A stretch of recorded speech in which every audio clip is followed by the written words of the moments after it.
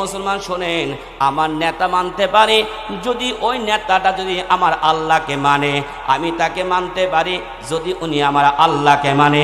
আমার নেতা যদি আমার আল্লাহকে না মানে, মুসলমান তোমার জন্য ওই নেতা মানা জায়েজ না। কি বলেন, জায়েজ আছে নাকি? মনে হয় আপনারা ভয় পাচ্ছেন নাকি? যে ভাব দেখতেছি মনে হয় ভয়ে কাঁপে উঠতেছে আপনারা। ও মুসলমান, ভয় পাবে মুসলমান কাকে? ভয় পাবে মুসলমান একমাত্র আল্লাহ রাব্বুল আলামিনকে। আল্লাহ ছাড়া মুসলমান কাউকে ভয় করতে পারে না। কথা বলেন ঠিক কিনা? মুসলমান তো মরলে শহীদ, মুসলমান বাঁচলে গাজী, এর মধ্যে কোনো সন্দেহ নাই। ও মুসলমান, কিসের ভয় করেন আপনারা? তাম পৃথিবীর মধ্যে মুসলমানরা যখন যুদ্ধের ময়দানে গেছেন, মুসলমানদের যুদ্ধের ময়দান বিজয় করার জন্য রামদা লাগে নাই, পিস্তল লাগে নাই, মিসাইল লাগে নাই, কামান লাগে নাই, বিমান লাগে নাই, শুধুমাত্র তাকবীরের ধ্বনিতে মুসলমান ময়দান বিজয় করেছেন। জোরে বলেন কথা ঠিক কিনা? ও মুসলমান, কিসের ভয় মুসলমানরা করতে পারে? মুসলমানরা তো জীবন দেওয়া শিখেছেন, মুসলমানরা তো রক্ত দেওয়া শিখেছে। মুসলমান কখনো বাতিলের সামনে মাথা নত করা শিখে না। বলেন কথা ঠিক কিনা? ও মুসলমান, এখন আপনাদেরকে বলে যাই, আমি দুনিয়াতে চলে যেতে পারি, এখনো চলে যেতে পারি। মুসলমান একটা কথা বলে যায়, মুসলমান ঈমান ঠিক রাখতে গিয়ে, ঈমান রক্ষা করতে গিয়ে নাস্তিকদের হাতে প্রয়োজনে জীবন দিয়ে দিব, তবু ঈমান কখনো মুসলমান দিব না। বলেন কথা ঠিক কিনা? মুসলমান আমাদের সজাগ থাকতে হবে। আজকে তাম দেশব্যাপী, তাম বিশ্বব্যাপী মুসলমানদের ঈমান হরণ করার জন্য একটা দুইটা না, হাজারো গভীর ষড়যন্ত্র মুসলমানদের ভিতরে উঠে পড়ে লেগেছে। বলেন কথা ঠিক কিনা?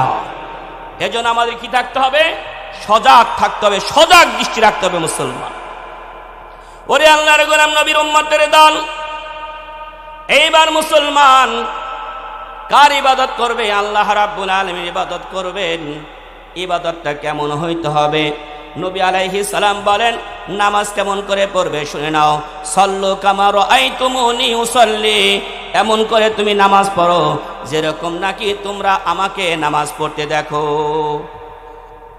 নামাজ কেমন পড়তে হবে? যেরকম ভাবে নবী আলাইহিস সালাম করেছে।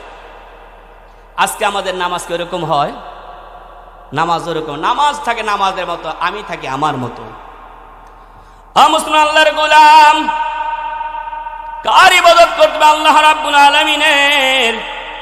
যদি তুমি আমি সেই ইবাদত না করে যদি বান্দা দুনিয়ার কারো ইবাদত করে দুনিয়ার পেছনে লেগে যায়, আল্লাহ রাব্বুল আলামিন তোমাকে আমাকে কি করবে?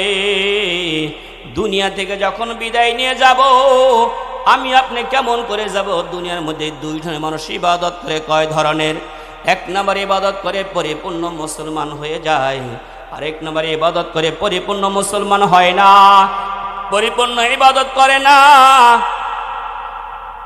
আল্লাহ রাব্বুল আলামিন সূরা বাকারার 208 নম্বর আয়াতে আল্লাহ পাক বলেন, ইয়া আইয়ুহাল্লাযীনা আমানু দুখুলু ফিস-সিলমি কাফা।